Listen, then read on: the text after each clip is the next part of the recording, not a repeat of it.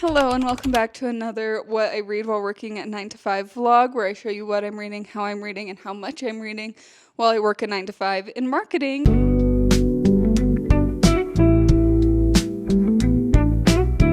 And today is a very exciting day because I'm going to be going to a lake to read.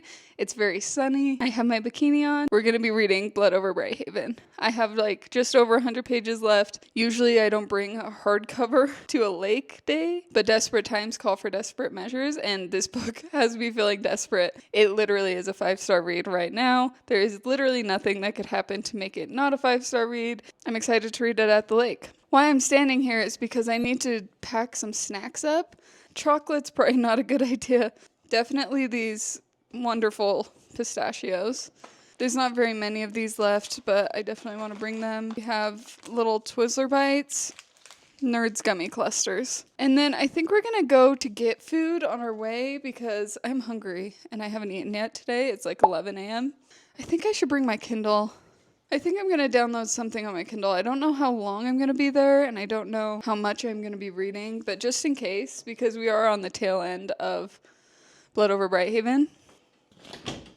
Here's our tote of choice. The drive is about an hour and a half to 2 hours, I think. I have a bit of a car ride, so I'm also going to bring my headphones for audiobooking, and I'll keep you posted along the way. Talk soon.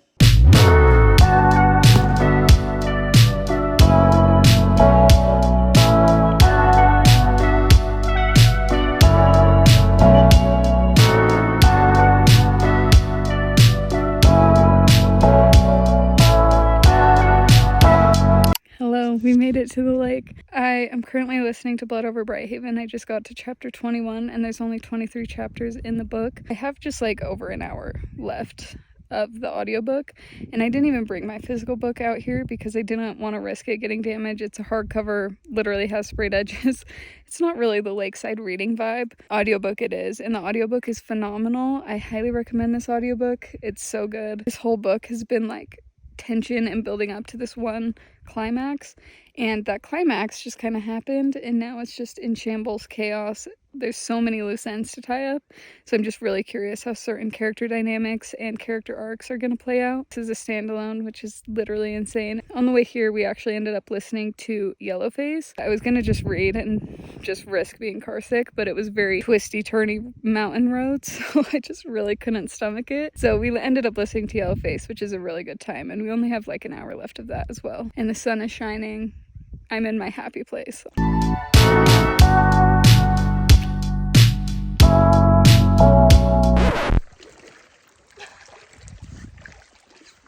was brutal. I thought it was going to be brutal, and it was worse than I expected. Yeah. That was RF Kuang style. Just barely finished? Literally just barely. So, let's leave 5 stars. I rated it 5 stars on chapter 2.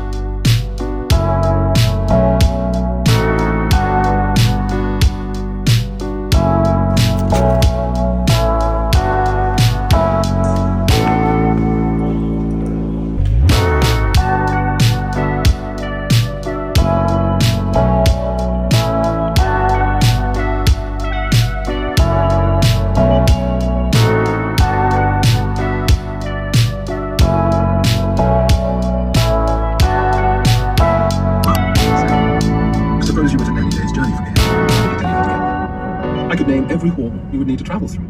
We have so much to talk about in terms of reading updates, and I promise I'll get that very soon. I can't wait to talk about it. I just got to my nail appointment. I haven't been getting my nails done for like 2 months, a month and a half, and it's time.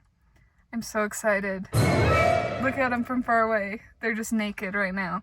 And we're gonna go get just a simple solid color because my nails will be short still, but a simple color would be super nice. Still undecided what that color will be, but you'll see after this appointment. I'll be sure to show you. Let's go get my nails done. I just got off work. Let's go fix this little situation.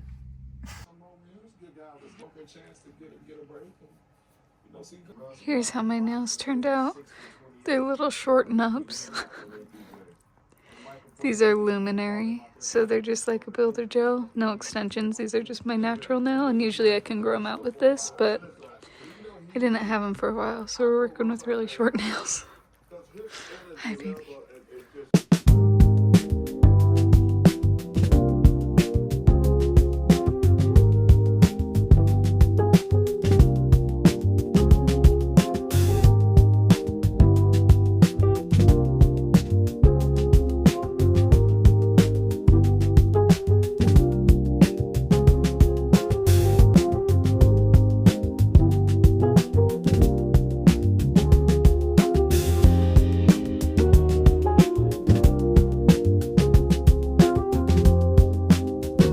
I wanted him to know, to understand what I believe. Well, hello there. It's been a minute since I've actually sat down and updated you, and we have a lot to talk about, so buckle in. We have a lot of wrapping up the week's reading to do and wrapping up the week's activities. The reason I haven't sat down and updated in a while is because I literally had the craziest week ever. There was so much going on that I physically, mentally couldn't process. I had just a lot of public speaking engagement vibes that all just kind of happened to line up in the same week. I'm not through it, but I'm through the worst of it, I would say. On Wednesday, I agreed to do a little marketing speaking engagement for one of my old professors. I was going to go just to his class and do a little bit of a Q&A vibe. And I fear I grossly misunderstood what I was committing to, because I committed to this back in January and I thought it was going to be a panel of people, and I was just going to be one of them and they can ask, and I was representing my company. It was the day before, so on Tuesday, this professor texted me and he was like, "Hey, can you do it tomorrow instead of next week?" And I said, "Sure, not a problem. It's for a night class and it's not too far from me." And so I was like, "Yeah, let's just get this over with. I have a lot going on. I just want to rip the Band-Aid off," kind of thing. He's like, "Great. Here's the stage you'll be speaking on, and if you want to send over slides, you can." Okay, so slides, a stage. Yeah, sounds great. No problem. No worries at all. Let me just throw this together. So I threw a slide deck together. It ended up being fine, but I was so anxious about it just because my mind hadn't processed that, and I haven't fully wrapped my brain around doing that. And he said you could take anywhere from 45 to 90 minutes, and that also was intimidating because that just feels like a really long time, but we ended up getting to 60 minutes, and then that's when I wrapped up. And that day, on Wednesday, I had a family thing come up. I was just kind of running all over the place, feeling very overwhelmed. And then the next day, I had a marketing activity. Since I'm one of the marketing leaders at my company, I had to take a turn to do a department-wide activity, and mine was yesterday on Thursday, and I had been preparing for it. I felt very prepared, and it was very fun, and I'm really good friends with a lot of people in my department, so that wasn't as intimidating, although it did just add a little extra stress, I want to make sure people have a good time, and it seems like it was good and it was a success. And now I just have to, here's another thing. On Monday, I have to present to the whole company in our all hands meeting situation. I have a goal, a company-wide goal, but I'm the project manager of it. I actually am presenting on 3 of those on Monday to the whole company, so that's fun. Except there's a lot of people in the company that have to take a turn to do this.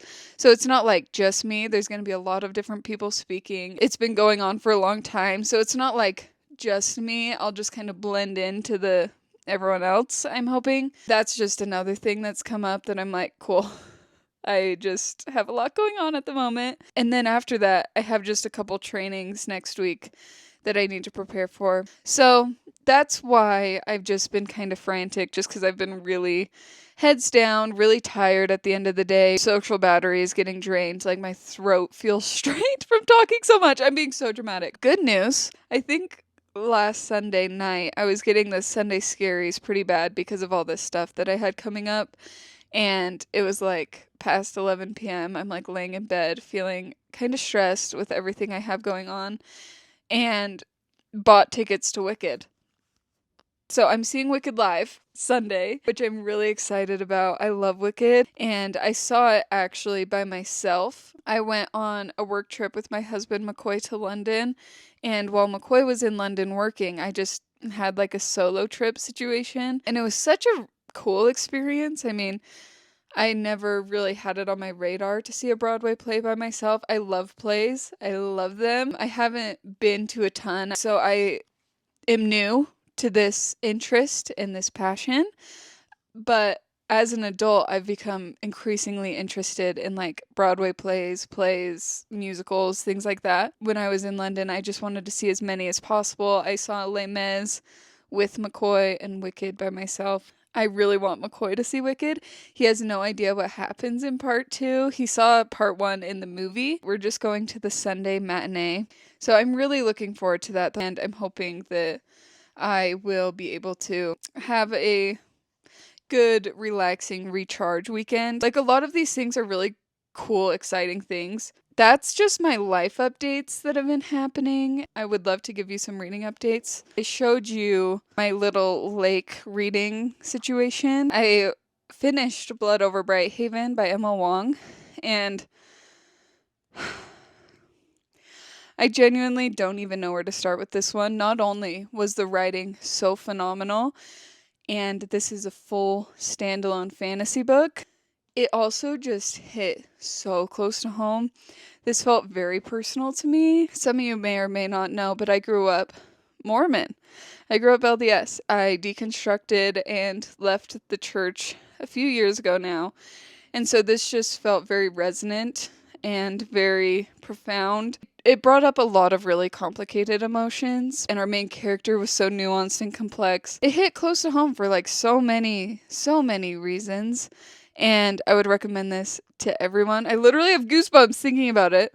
I also love reading a book in a new place, a new environment. So reading it at the lake was really fun because I was able to associate it with that lake trip. And that was such a good day. And I vlogged the entire thing with more updates and more reactions on TikTok. So if you haven't seen that vlog, go check it out. I'm really proud of that one because this book is really good and I had a lot to say about it. 5 out of 5 stars. This is a 6-star read for me.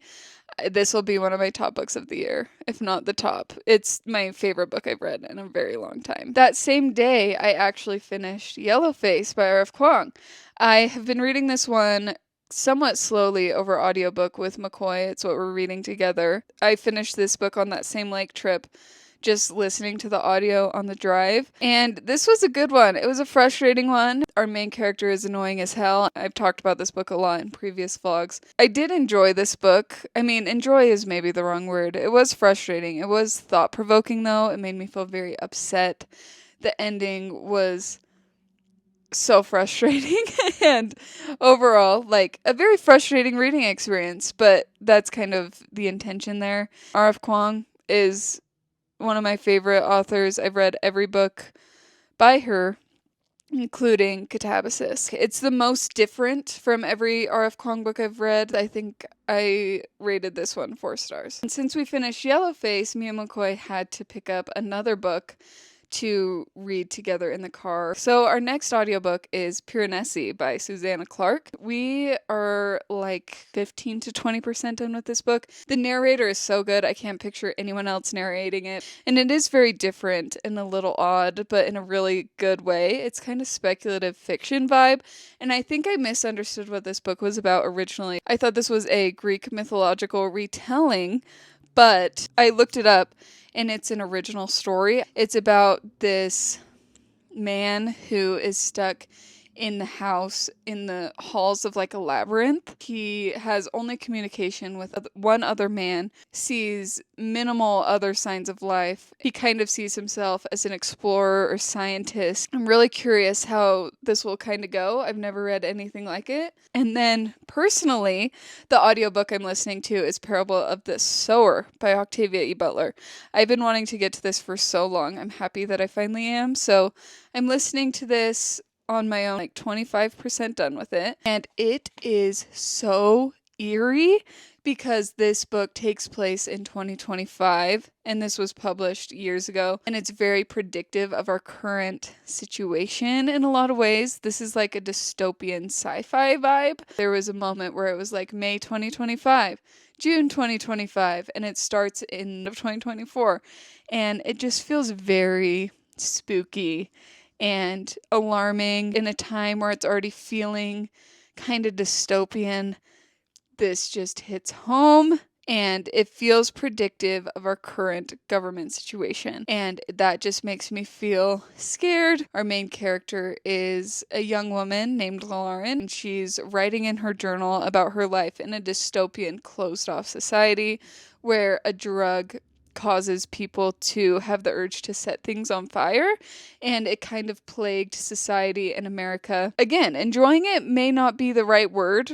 And finally, we have Bury Our Bones in the Midnight Soil by V.E. Schwab. This is an uncorrected advanced reading copy. Thank you very much. I recently bought tickets to go see V.E. Schwab because they're coming to a bookstore near me, and I'm so excited. I am so grateful to get this arc. I am on page 85. Every time I read V.E. Schwab's writing, I'm reminded of the poetic lyricism of her words that just hits me. I'm obsessed with the writing in this book. The start of this book felt reminiscent of The Invisible Life of Addie LaRue. Starts in the 1500s. From what I hear, this is like a sapphic vampire story. Right now, it's kind of setting up for multiple POVs. So I was looking at the section names, and so far I've had 2 POVs of 2 different women, one in the 1500s and one in 2019, and I was looking at the future ones because there's one POV that I'm enjoying more than the other, and I think it's just because I've gotten more of it.